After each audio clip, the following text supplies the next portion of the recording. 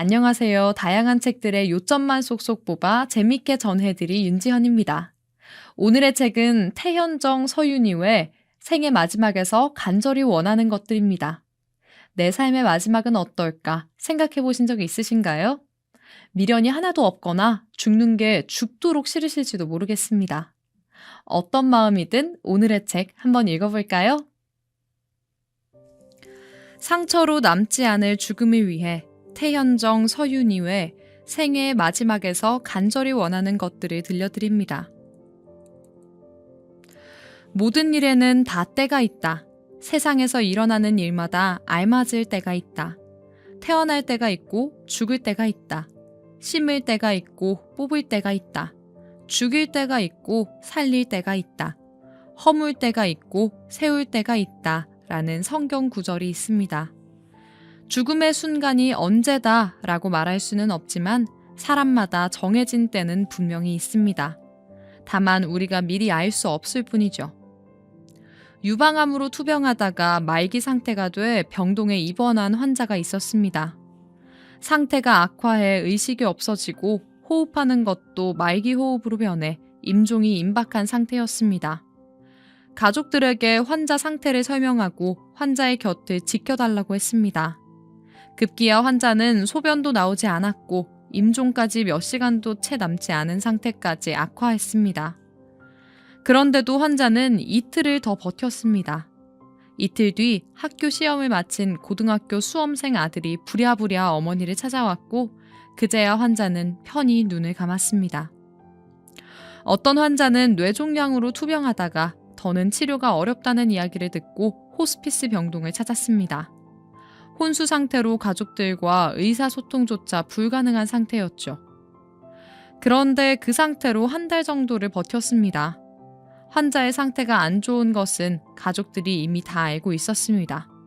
그런데 가족들이 밤 농사를 하는데 그때가 밤 수확 시기니 수확이 마무리될 때까지 2주만 더 버티게 해달라고 했습니다.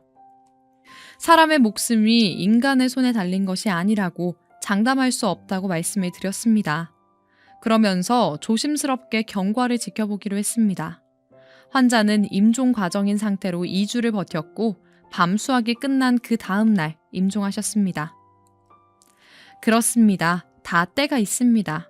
아무리 초조하게 기다린들 모든 일에는 때가 있는 법입니다. 그 때까지 남은 시간을 주는 데는 다 이유가 있습니다. 죽음을 앞둔 호스피스 환자들 뿐만 아니라 언젠가는 죽을 수밖에 없는 우리는 이 남은 시간의 이유에 대해 깊이 생각해 봐야 합니다. 사람마다 처한 상황에 따라 여러 가지 이유가 있겠지만 호스피스 병동에서 임종하는 환자들을 보면 깨져버린 관계의 회복을 위해 그 시간이 필요했던 것 같습니다. 살면서 의도했든 의도하지 않았든 말이죠. 바쁘다는 핑계로 외면하고 살았지만 관계의 회복은 결국 마지막까지 풀어야 할 숙제로 남게 됩니다. 그래서 관계의 회복을 위해 그때까지의 시간이 주어지는 것 같습니다.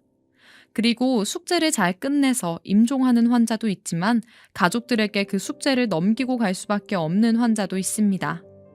삶이 아름답게 마무리되길 원한다면 주변을 먼저 둘러보고 내가 애써 외면하고 있는 어긋난 관계는 없는지 찾아보길 바랍니다. 깨어진 관계가 있다면 용서와 화해 그리고 사랑만이 다시 회복시킬 수 있습니다. 핑계, 변명, 자기주장, 합리화로는 관계를 회복시킬 수 없습니다. 오히려 오해만 만듭니다. 서로 용서를 구하고 또 용서하며 화해해야 합니다. 그리고 서로의 사랑하는 마음을 확인해야 온전한 관계가 회복됩니다. 물론 쉽지 않은 일입니다. 평생을 할 수 없던 일을 단 며칠 만에 혹은 몇 시간 만에 하기란 어려운 일이죠. 그러나 삶의 마지막을 아름답게 마무리하기 위해서는 꼭 필요한 일입니다. 가까운 이들에게 더욱더 적극적으로 마음을 표현해보세요. 사랑한다 혹은 고맙다 라는 말 한마디가 오해를 풀어주고 관계를 회복시키는 첫걸음입니다. 문외아를 임신한 젊은 부부가 호스피스 기관에 찾아왔습니다. 결혼 후 첫 임신인데 태아 검사를 받던 중에 문외아라는 진단을 받았다고 했습니다. 주위에서는 낙태도 하나의 선택이 될 수 있다고 했지만 부부는 절대로 그럴 수 없다고 했습니다. 임신을 기뻐하고 축하하던 양가 부모님에게 이 사실을 알렸을 때 아직 나이도 젊으니 이번에는 포기하라는 강요 아닌 강요를 받았다고 했습니다. 하물며 우리 집안에서는 있을 수 없는 일이라는 말도 들었다고 했습니다. 누구에게도 쉽게 꺼내놓을 수 없는 슬픔과 상실감을 안고 길을 가던 중 호스피스라는 팻말을 봤다고 합니다. 그러고는 무작정 들어왔다고 했습니다. 젊은 부부는 눈물을 흘리면서 우리의 첫 아이를 이렇게 보내고 싶지 않아요 라고 말했습니다.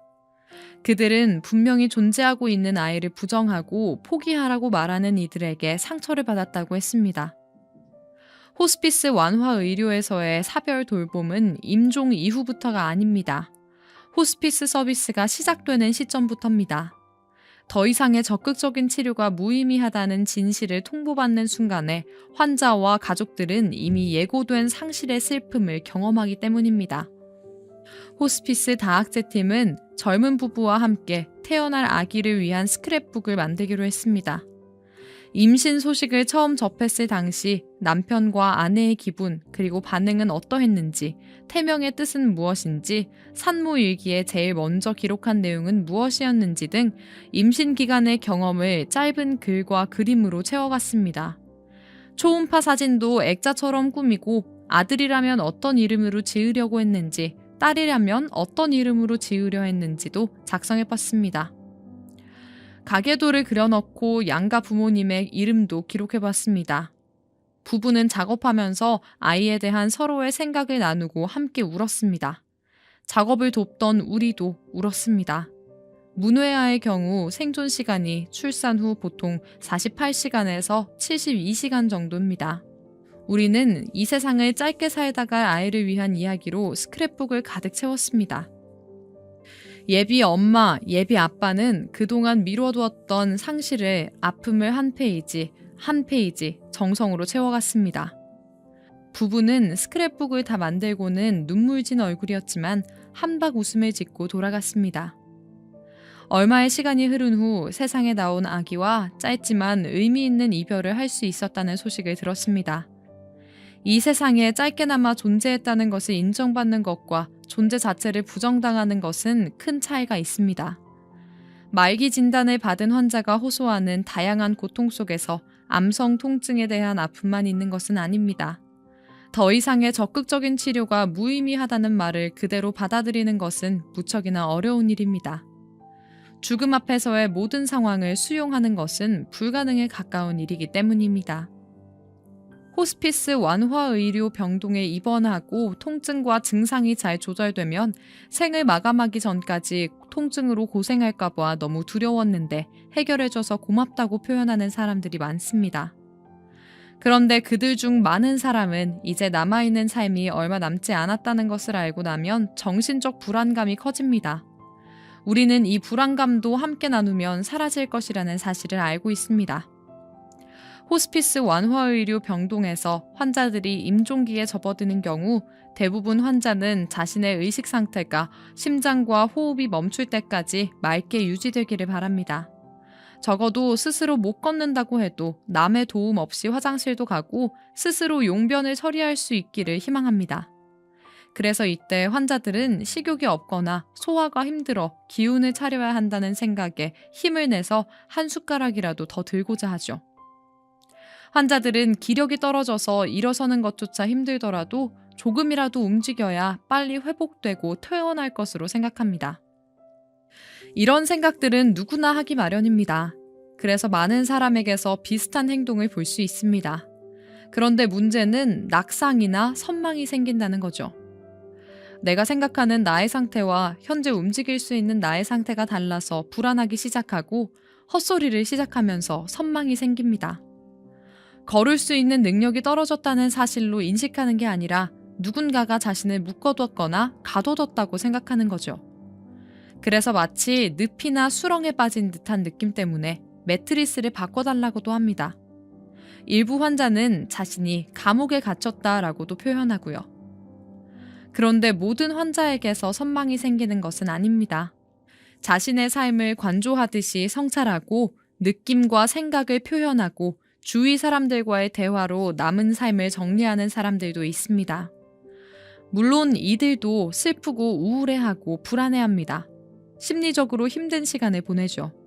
그런데도 영적으로 성장하는 환자 자신을 돌아보기도 합니다. 임종 바로 직전에 유언을 남길 수 있는 환자들이 많진 않습니다. 그래서 심리적으로 안정감이 있는 환자들에게는 유언이나 남길 말씀들을 미리 할 수 있도록 안내합니다. 거창한 말이 아니라 삶과 가족에게 이 세상에 대한 마지막 인사인 셈이죠. 드물지만 자신의 감정과 느낌을 잘 조절하고 기력도 제법 유지하면서 임종을 하루 이틀 앞두고 자기 생각을 이야기하면서 작별을 할 때도 있습니다. 우리는 종교가 없는 분들에게 다음과 같이 말합니다.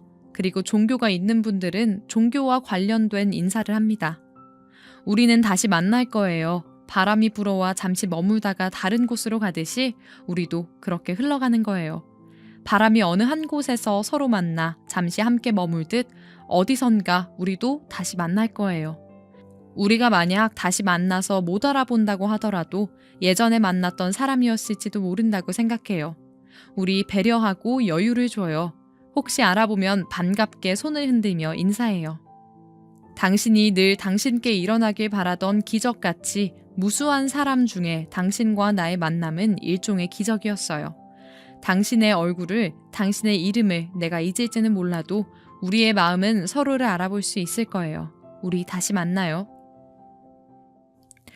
죽음을 가까이에서 보는 사람들은 아무래도 죽음에 대해 많은 생각을 하게 되는 것 같습니다. 아름다운 이별은 없다지만 저의 그리고 저희 모두의 마지막만큼은 아름다운 이별이었으면 좋겠네요. 오늘의 책 여기까지입니다.